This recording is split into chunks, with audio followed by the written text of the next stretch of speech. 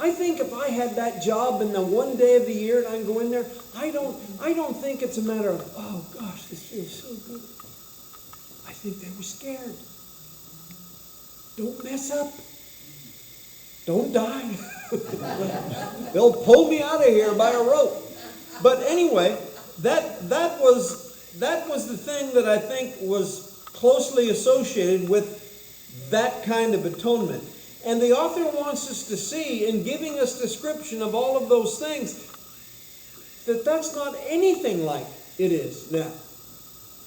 You hear phrases like you've already heard in the previous chapters about how important it is and how reasonable it is to draw near to God. There's no curtain making you excluded.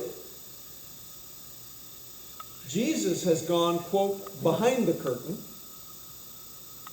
And by the way, you remember, don't you? Matthew's gospel reports that when Jesus died, what happened?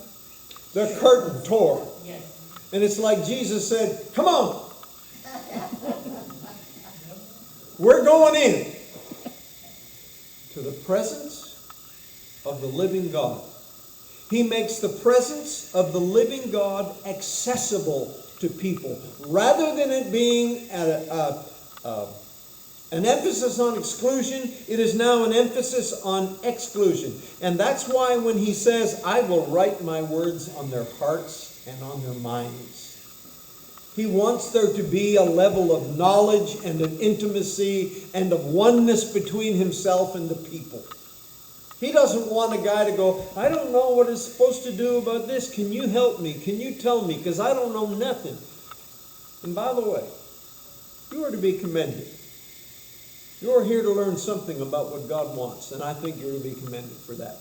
I just throw that out. It was free. Okay. So,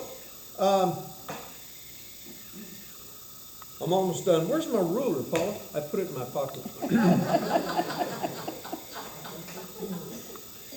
have to do the bells and the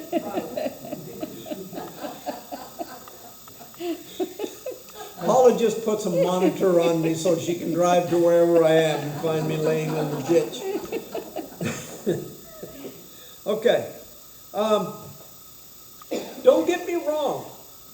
The way they built the tabernacle and all the lampstand and the altar, who told them how to do that? God did. God said, look, I gave you instructions on the mountain. Now go down there and build it just like I said.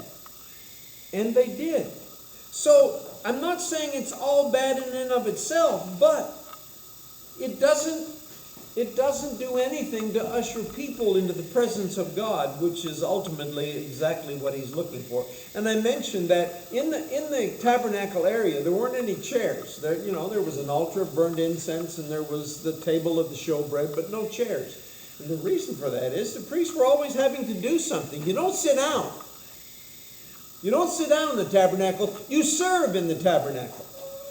Which makes it interesting when it says that when Jesus came and offered his own blood, not in a bowl, but in the crucifixion and in the beating that he took leading up to that, when he brought his own blood, his work was finished. So what did he do? He sat down. The priests who offer sacrifices, and I'm not talking about the one once a year one. Do you have any idea how many animals were killed on a daily basis? Oh, gosh. So the priests always had something to do. But once Jesus did what he did, there was nothing left to do. And so he sat down at the right hand of the Majesty in heaven. And that makes him the mediator of a new covenant, and that gives us an eternal inheritance. Verse 15 of chapter 9, where we're going to end. In fact, the law requires that nearly everything be cleansed with his... No, that's 22. I'm sorry, I jumped down too far. Paul, I hope you gave me the right verse. For this reason, Christ is the mediator of a new covenant, that those who are called may receive the promised eternal inheritance, now that he has died as a ransom to set them free. So, that's what Jesus has accomplished. Now, Paulus says I should try to make an application every once in a while. I don't know how you apply exactly this stuff about the tabernacle, but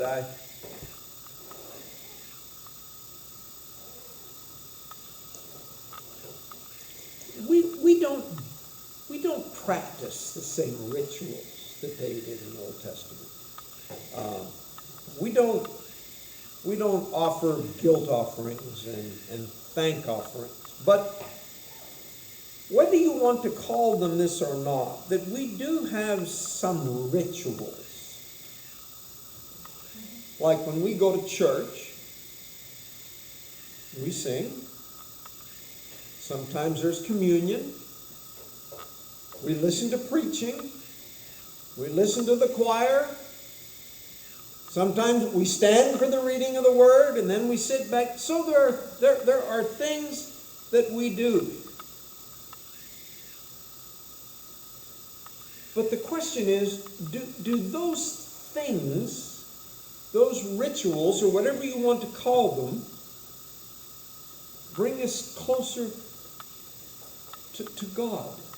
Or are they just things that we know that's what we're supposed to do? I'm probably not getting very good on this. I'm just saying that I think God wants us to get past the rituals, past the symbols, past the ceremonies, and bring them into His presence, and that's what He offers in the new covenant.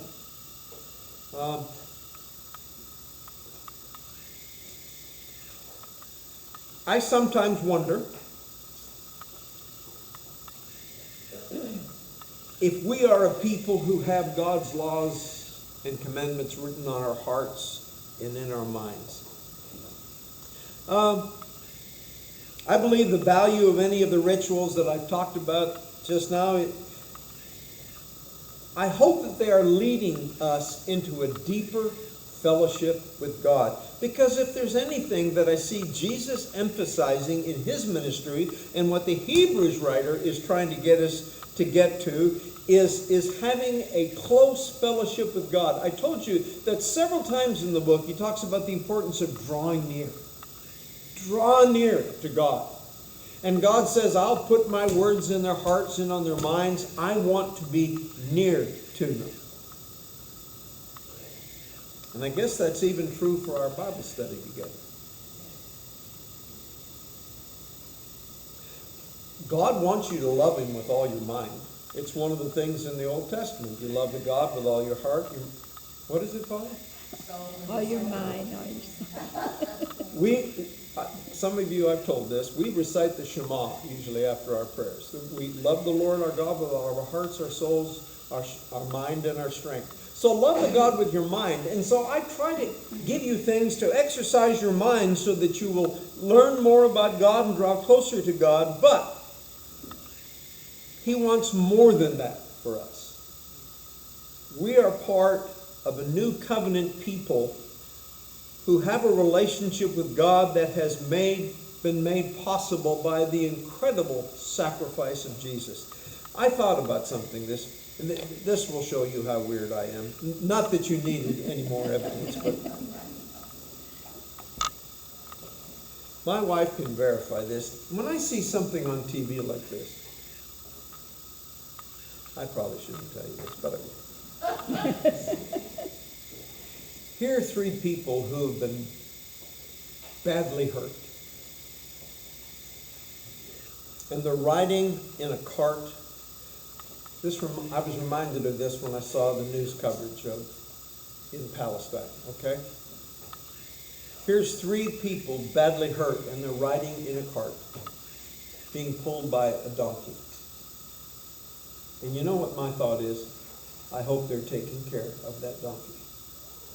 Now, I've got a point to tell you that, okay?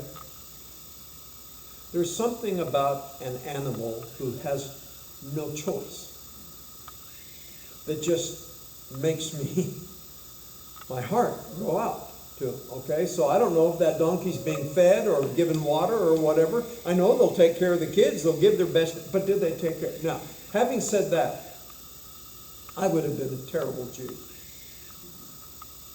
I'm going to bring this goat and let you slaughter it?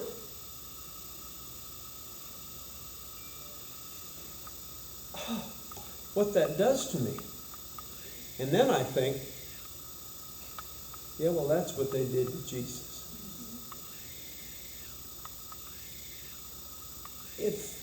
If the slaughter of the goat is going to bring out such feelings in you, what about the Son of God?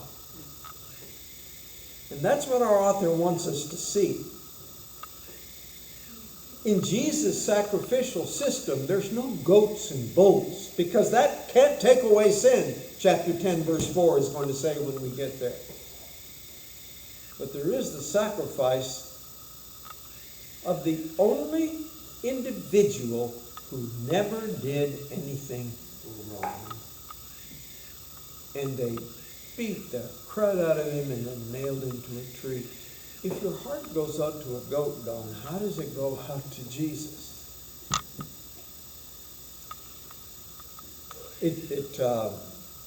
I think, they're words, and sometimes you say, well, the meaning of this Greek word is, but yeah, when you get right down to it, the author wants us to see what the price that was paid so that we could draw near to God.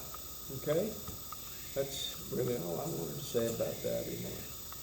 Now, I'd ask if you have any questions, but I know you don't, so.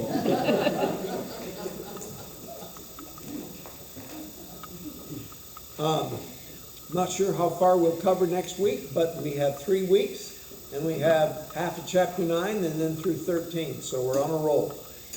Polly, you think we can get it done? Sure. Okay.